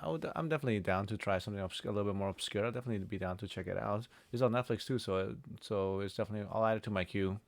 I mean, I feel like that's part of what we gotta do in this stream, right? Is to introduce Yeah, people to stuff that they wouldn't be like. Yeah, we can just talk about the stuff that everybody's watching, but I mean, I also want people to start to see some stuff that they may not be on their radar, like near Automata. You know what I mean? Like yeah. you can have Bayonetta 2, buy it. amazing experiences. You know what I mean? Because um, you know, there's a lot of great stuff that people are putting out there that is not getting enough attention, and Is Full Metal Alchemist Brotherhood still obscure or not? it is now, I think. It is. Because at some point it wasn't, it was, then it wasn't again because it got a little bit mainstream again, and now I'm not sure how it is, what the situation is, if people forgot about it or not. Because whenever I hear about Full Metal Alchemist, the manga, or Full Metal Alchemist Brotherhood, I never hear it in like a top 10, a top 5 or so. And in my defense, it's in my top 5, but it's not in my top 3. Even though to me it's a great story and almost perfect story. It builds up. It tells a really good. It has a very Yeah, good narrative. It has a very good protagonist, a very good group of antagonists, and it has a nice conclusion, which is more than I can ask for from any anime or manga series. yeah, and it really has weight to it, which Yeah, is something that I feel like a lot of shows don't anymore. Like a lot of shows, you don't really feel like you're scared for the characters when, like, like with Full Metal Alchemist, one of the fundamental themes is that there's always a cost, there's always a price to pay. And I know that that gets thrown into every single like anime, but a lot of times you don't really feel that. Like there's like you don't really feel the danger. Like you don't really feel like, oh, this character like is really gonna sacrifice but something. you're talking about the show that whose whole premise is equivalent exchange. To get something, you have to give something back. It's Right. It's so that has to do with it too, and that's like there is to gain something. Sometimes you have to sacrifice something, Yeah. and it's a very cool premise. Alchemy in the anime is great. Yeah. And the tragedy that falls upon them with their mom and so on in the beginning is very very cool, and it's not a anime for just anyone. It's a little bit it has some dark elements going for it, and it does talk about some topics that can also be related to real world events, like the Ishvalan, I believe the race with the red eyes too, and how they were like basically mistreated almost like a lower class race. Yeah. So Yeah. it goes into a similar very very good topic, and it has some wonderful fight sequences at the same time too. And I don't think I've ever had a more satisfying. Um, what's the aftermath after the main battle than with that anime, because it has a nice little conclusion. It shows you where the characters are going, and even though I'm sad that the series ended, I'm happy that it did in a nice little way, and it tied everything up. Yeah. I feel like if you're a fan of Attack on Titan, you would like Full Metal Yeah, Alchemist. You know, because it's a bit gritty, yeah, right? It's a bit dark. yeah. Actually, it's not a bit dark. It is really dark. You know, like But not to the point where it's grotesque, or it talks about very adult topics. It just talks about mature topics, but it still has a light side to it, and as dark as the world may seem, the characters and the story and the way the story is told makes you see that there's a light at the end of this. and can I just say something that I find unique about that show is that I almost prefer the English dub version That's over interesting. over the Japanese sub version because um the voice actor for the younger Elric brother, Yeah. his English like the English voice actor is so brilliant. His performance is like Oscar worthy. Are you talking about Alphonse, the one in the Yeah, the suit? one in the suit. Yeah. Yeah, Alphonse. Yeah, the English acting is just really like his voice really captures like the innocence of a child, Yeah, So that's right. I did. Yeah, I know oh, what you're talking about. yeah, you don't get that so much with the Japanese sub version. And to me, Japanese I dub have version. that feeling about Hunter x Hunter, Hmm. which I feel that the Hunter x Hunter series has great English voice acting.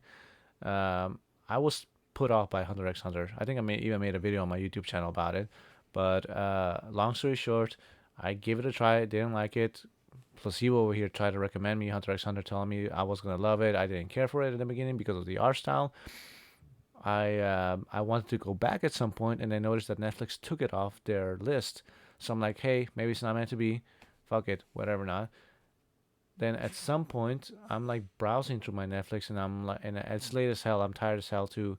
I'm like, and I see the Hunter x Hunter is back on the list, and I'm like, you know what? Let me watch this. But I don't feel like reading subtitles, so I put up the English dub, and surprisingly, the English dub works really well. And Hunter x Hunter is another one of those gritty fantasy shows that is should not be under anyone's radar. If you like anything anime or manga related, watch Hunter x Hunter. It's a really, really good series. Yes, Um, definitely. I Yeah, think, and especially if you're like a shonen fan, I yeah, feel like it's one of the better like shonens out there. Um, and I feel like it's just an important shonen to watch because it was the inspiration for like big series, Naruto. like it inspired Kishimoto, and you'll see a lot of where that inspiration came from. The whole like Nen system from that reminds me a lot of like the elemental system in Naruto. The whole like idea of rock, paper, scissors, The which Nen was use really developed well in Hunter x Hunter, you know? that show is known for creating some of the better strategic, um, very strategic best fighting in in any shonen series. They have the best strategy when it comes to fighting. Like it's Yeah. so well written, so cleverly written, and it tops and it even no it rivals or even gets to the point where of the JoJo fights, because the JoJo, not all of them are good. I admit it. Not all the JoJo Bizarre Adventures fights are good, but JoJo's Bizarre Adventure has some really good strategic fights as well that are really well thought out, and I think Hunter x Hunter comes very close to that. Now, to quote Whitefire, I have a problem with how much Hunter x Hunter just swaps from happy-go-lucky to super death. And yes, that was one of the things that I had issues with in the beginning of it. But you're talking to the guy who's one of the top three series of all times is actually Berserk, which is probably the grittiest series that you're gonna find. One of the grittier fantasy series that you're gonna find out there. So I was okay with it. Now, Placebo, I want to talk to you about one particular series that it's in my top three as well, All right. and that feels, and I do also like, but I still want to shout out, and I definitely want to highlight as much as I can, and that is Koyoharu's Gotog Demon Slayer. Um, Demon Slayer, for those of you that have been living under a rock, is a series that became hella popular in the recent times, um, due to its anime. Its anime had one very good episode that stood out, that blew everyone's minds away. I believe it was episode 19. It was the fire dance, if I'm not mistaken, where the protagonist fights against one of the stronger villains that he's fought at the series at that point. The animation was beautiful. There was a big emotional value in that episode as well, and it got a lot of people into the series, me included, because I saw how hyped that series was getting. And Demon Slayer, after finishing it, because the series is finished in manga format, it's easily one of my favorite series of all time. Hmm. The I mean, I haven't read the manga yet, so I've only seen. I don't think I've seen the full. I haven't seen all the episodes yet, but I've seen all the way up to when the all like those new captains are yeah, introduced. you're very much close to the end actually. Okay, yeah. So I think I'm like only a couple episodes away from the ending. Yeah, but it's a very, enjoyable show. Yeah. It does this thing with its storytelling, which the author is very proud of, and a lot of people compliment the author for. That it doesn't it's a shonen series, but it doesn't base its writing off shonen style. It plays off it. It makes you think it's going in that way, and then it goes completely the opposite way. Like our hero doesn't become the strongest hero of all time. He gets to where he gets because he works together with other people, and it's very interesting to see that happening because he never bases his quote unquote villain of the week of him having to do everything by himself. He tries to strategize with his comrades, and that's the whole idea behind the series is also that work together with your friends to beat whatever evil you need to. Yeah, I Uh, mean, he always seems like he's way um like underpowered, yeah, like in terms of where he is and where the demons are, yeah. you know. Yeah. And the series itself, and I'm not gonna say too much of it because those of you watching this on YouTube, and those of you watching on stream, watch it please if you can. Go do me a favor, watch the series. I actually convinced one viewer to go take a look at it, and he's loving it so far. He absolutely loves everything about it. It makes you feel it's one of those series that makes you feel bad for the villains too, because the whole idea behind Demon Slayer is there's this kid. He lives in a world where demons exist.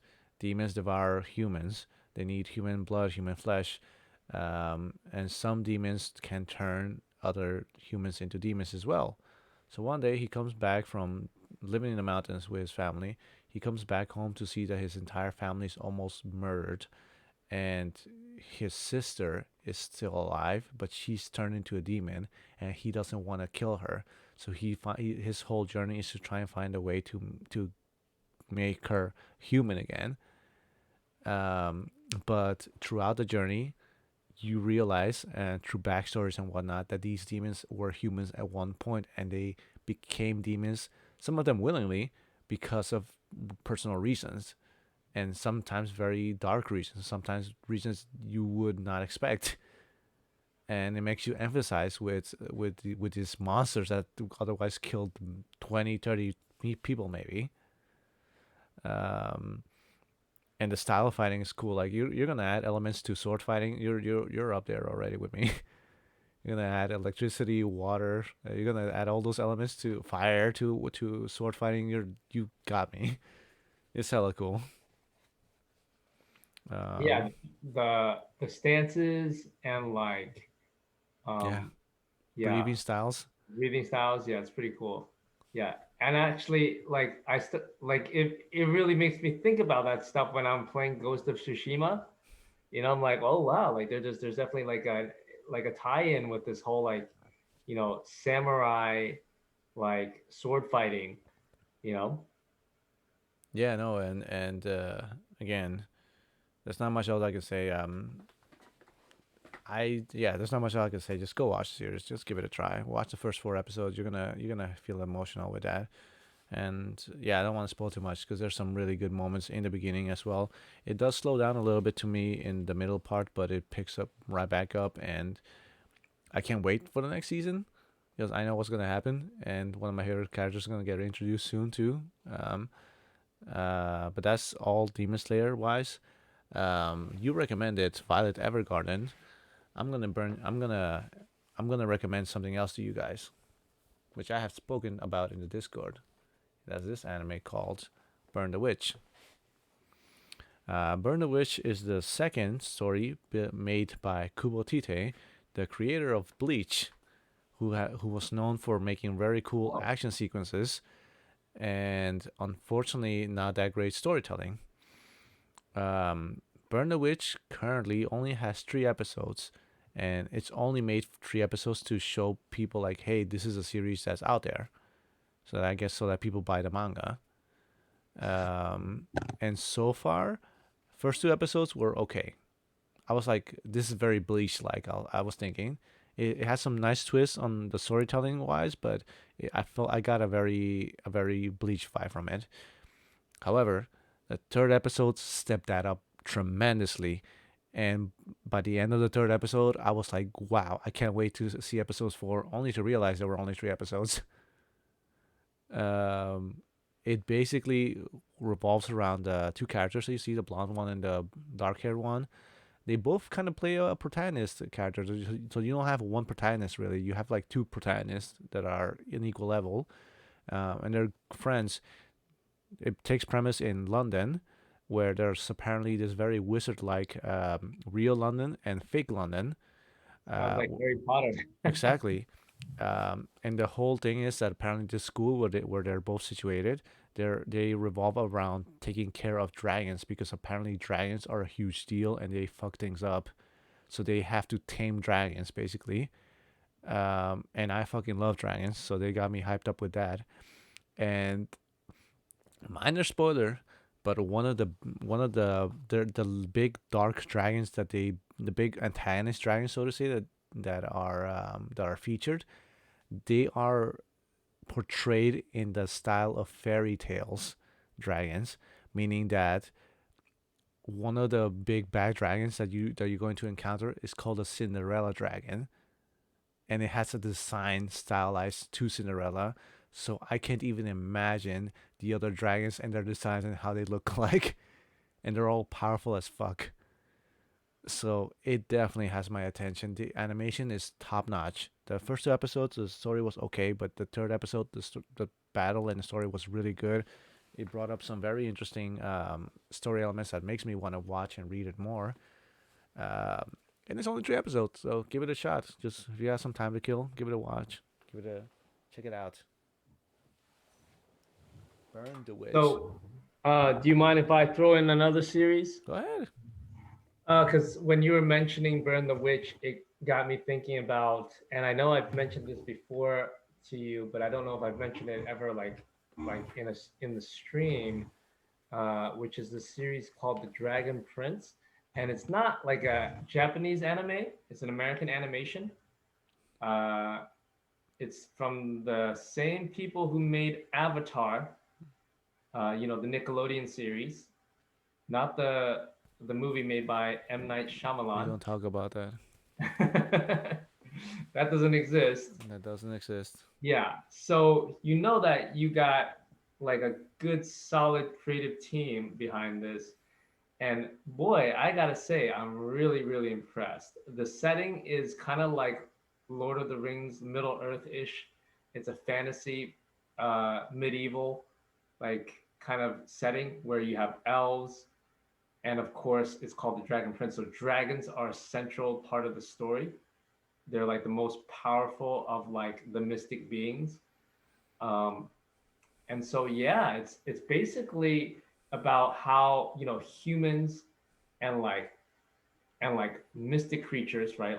Like magical creatures are kind of like they live in separate worlds. Of course, at some point, I don't think that was the case, but they live in separate worlds and they're kind of like have animosity towards each other, right? And so one of the reasons why that is because humans use magic, but they use a form of magic called dark magic, which is kind of reminds me of Full Metal Alchemist, where the whole equivalent exchange concept, which is, you have to, there's a price for using your magic, and Mm. so when they use their dark magic, which produces powerful effects, what they're doing is they're consuming something from the mystical world. So, for example, you could use like a mystical creature, like a like a like let's say like if you manage to get your hands on like a unicorn's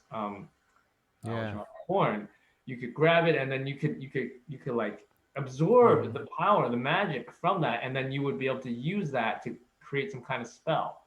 So now that kind of turns those mystic creatures into a resource for the human beings. So you can understand why the mystic creatures are not a huge fan of human beings because of the way that they're kind of like, you know, destroying the mystical world with the use of dark magic.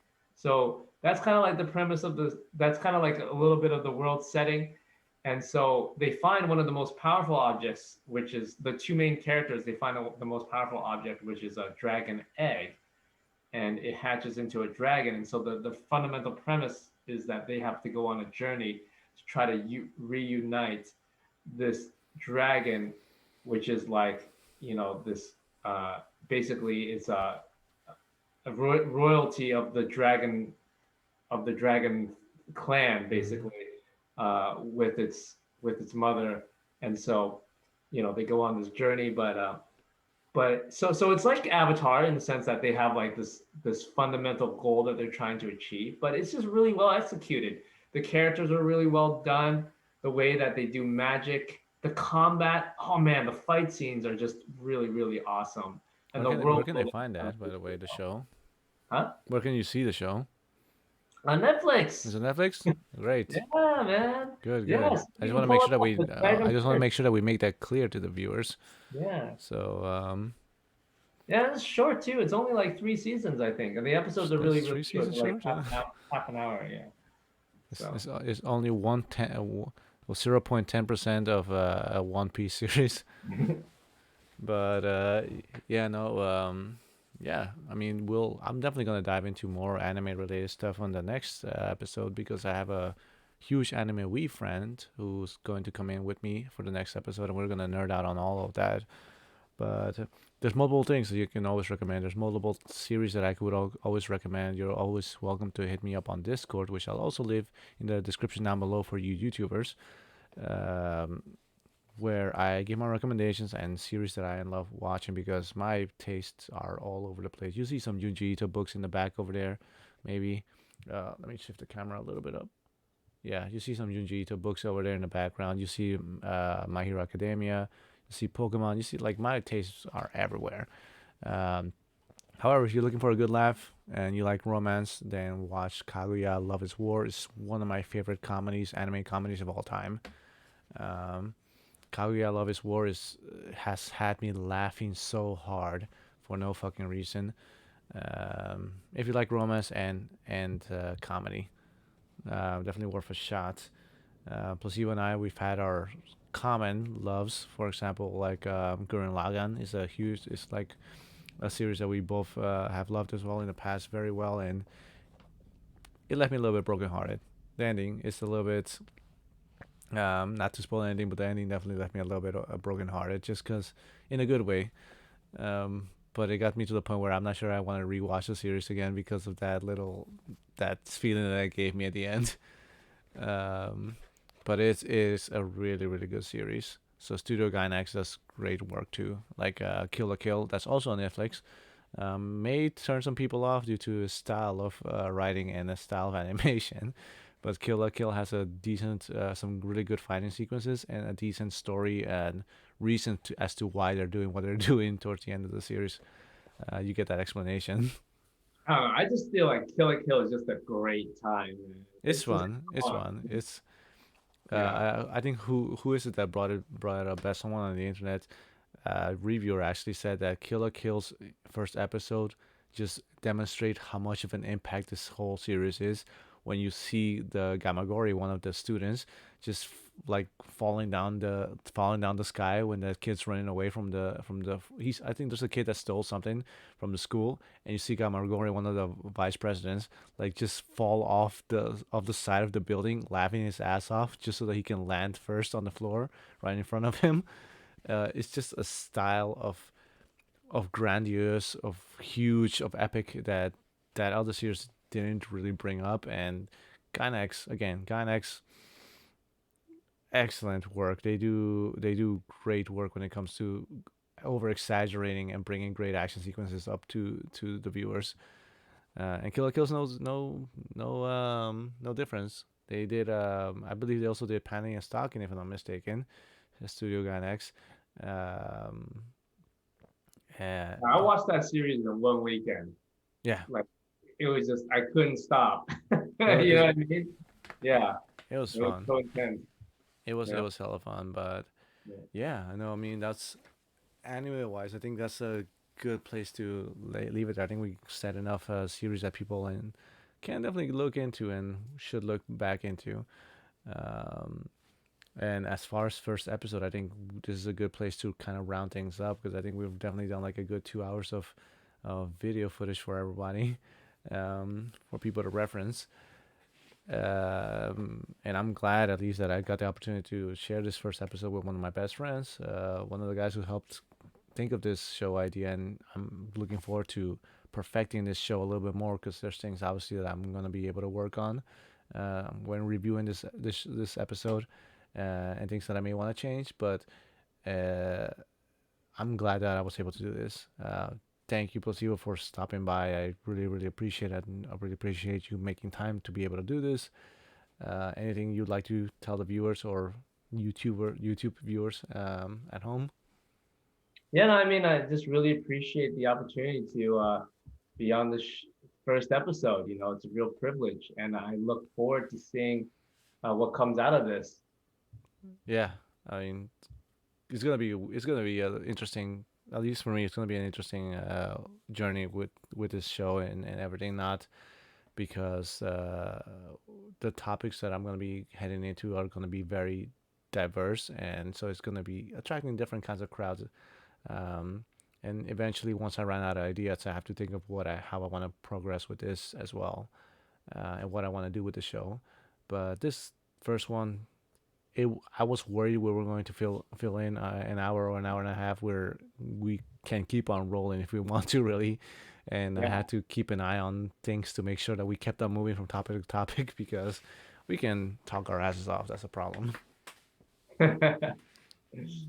Yeah. Um, but yeah, no. Plus, if you want to see more Placebo, like he's gonna be on the Twitch channel here and there. Maybe we'll play games together once in a while, or you see him in the chat, or he'll play even Smash Bros with us here and there. You guys, YouTubers that are watching me, check the description down below to watch my Twitch channel. Follow me on Instagram, Twitter, anything of that. Follow me on YouTube if you want to see more of these episodes or any other gameplays footage that I'm gonna be releasing. I haven't done this in a minute, but I normally review anime and manga as well. And I should get back to that as well at some point. It's just that I haven't had time to do so, and I do stream like 5 days a week. But if anything, I hope you enjoy the show. Um, the setup is going to be a little bit different next time. Hopefully I'll have an actual webcam available for myself. Uh, Placebo, once again, thank you very much for being here. Leave your comments down below. Follow, subscribe, anything you need to do. And for those on Twitch that are still hanging in there this late at night with the show, I appreciate your time. And I'll be seeing you around Discord since you're following me in there as well. Placebo, anything else? That's it. Good, man. I think I need to get to bed. It's Yeah, almost all of us do. I have to 1:30 work tomorrow a.m. over morning. here, man. Uh, Thank you very much. Have a wonderful night, everyone.